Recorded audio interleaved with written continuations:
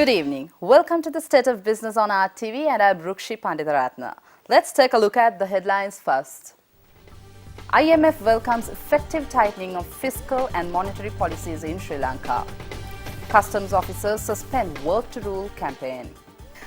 Now the news in detail.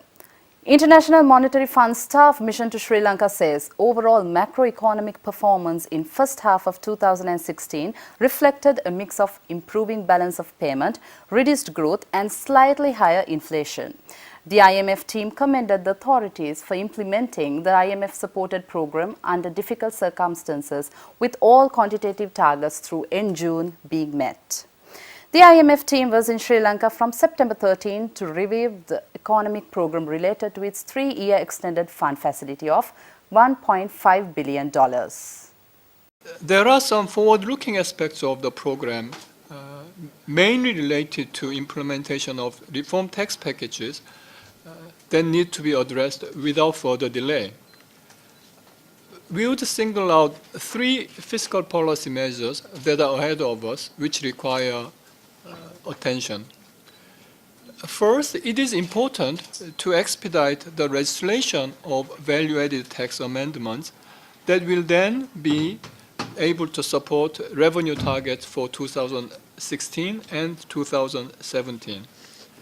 Next, the 2017 budget itself should be underpinned by a well-crafted and high-quality tax policy strategy which can eventually raise Sri Lanka's relatively low tax revenue to GDP ratio.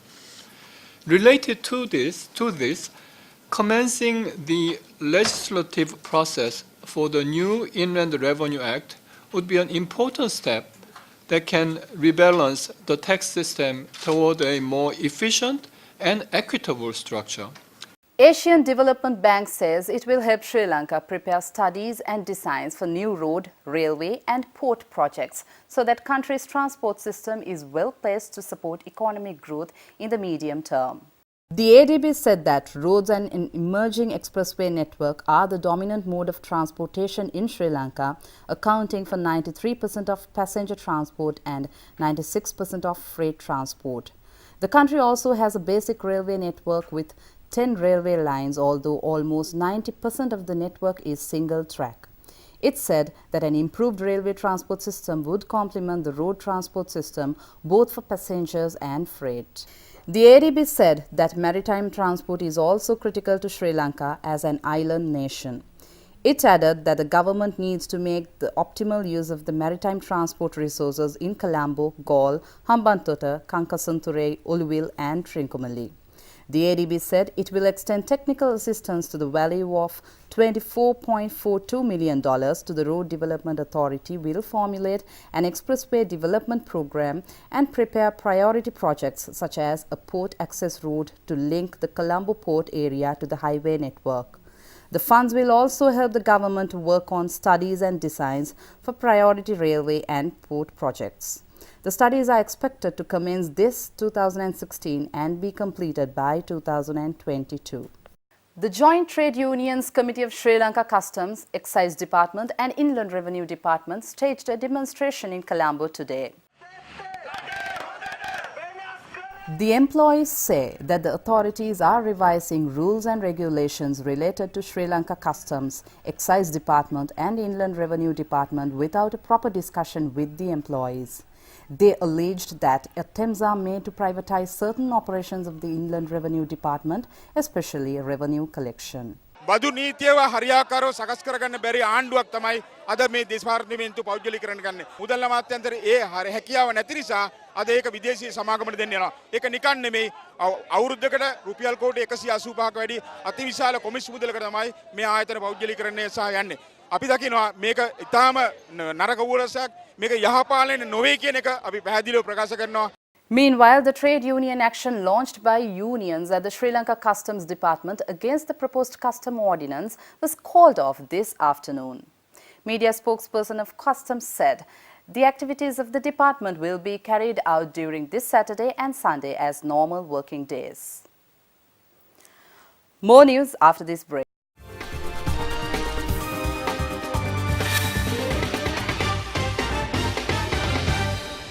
Welcome after the break. The Group Chief Executive Officer of Sri Lanka Telecom, Dileepa Vijayasundara, says the new management has been able to change the mindset of the employees to be beneficial for the organization. He said because of that, the SLT has been able to record impressive growth this year. Nobody takes change easy, but we need to manage the change. But you will find, I have found since I came, there are people who want the change. There are people within this organization who want the change. Now there are 14 chief officers reporting to me. And if I go back 18 months, quite often they were not talking to each other. Lanka IOC has introduced global container for servo lubricants, and the company says that the new packaging enhances quality for its consumers. Lanka IOC blends servo brand of lubricants at Lube blending plant in Trincomalee. The company also exports servo brand of lubricants to the Maldives. Lanka IOC at present enjoys a market share of 17.5% in Sri Lanka. At present, there are 13 players in the local lubricant market, which an annualized volume of around 50,000 tons. In time to come, I think Indonesia is in our plan. So most likely during this financial year, we are going to start exporting to Indonesia also. We are number 2 player here. So we are aspiring in another 4-5 years, it is going to touch not less than 25-26% in this country. In the market, the top player is affected maximum actually. So here in this case also, we are trying to increase our market share, and it is based on so many other things, because the branding is improving, the acceptability is also improving. We are selling it to our petrol stations. That also brand building is improved there at that place also. More news after this break. Welcome after the break. The market ended the week positive, trading on higher volumes. Foreign investors were net buyers for the day, with interest seen on Commercial Bank, Hemas Holdings and TJ Lanka. Turnover was 886.3 million rupees. The top traded counters were Dialog Asiata 158 million rupees and Commercial Bank 126.9 million rupees. Foreign inflows amounted to 283.7 million rupees, whilst foreign outflows totaled to 171.1 million rupees. Let's take a look at the day's forex rates.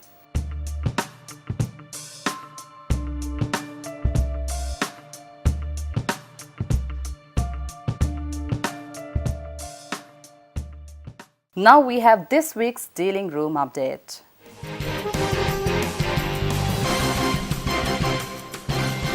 The Sri Lankan rupee was under downward pressure against the greenback this week due to a rise in demand for imports. The rupee forwards were actively trading, and one-week forwards ended at 146.45 to 146.65 on Thursday. The forward premiums were stable across the board this week. The 1-month premium was hovering at around 90 to 95, while the 1-year premium was hovering around 900 to 925 levels.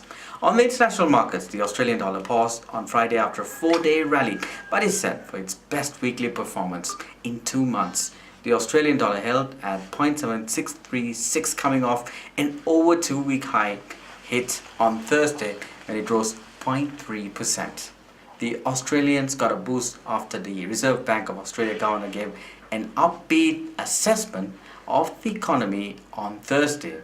At the weekly Treasury bill auction held this week, the weighted average rates of all the tenors dropped slightly. Accordingly, the 3-month bill stood at 8.71%, while both 6-month and the 1-year rates stood at 9.69% and 10.38% respectively. The overnight call money and repo rates were stable this week. The call money rates traded at around 8.42 to 8.45%, while the overnight repo rates traded at around 8.45 to 8.50 levels this morning. The liquidity in the market was at a deficit of around 28 billion rupees on Thursday. The Treasury bond rates in the secondary market dropped this week due to increased demand from investors. The 10-year bond maturing on the 1st of August 2026 was trading at around 11.60 to 11.65% this morning.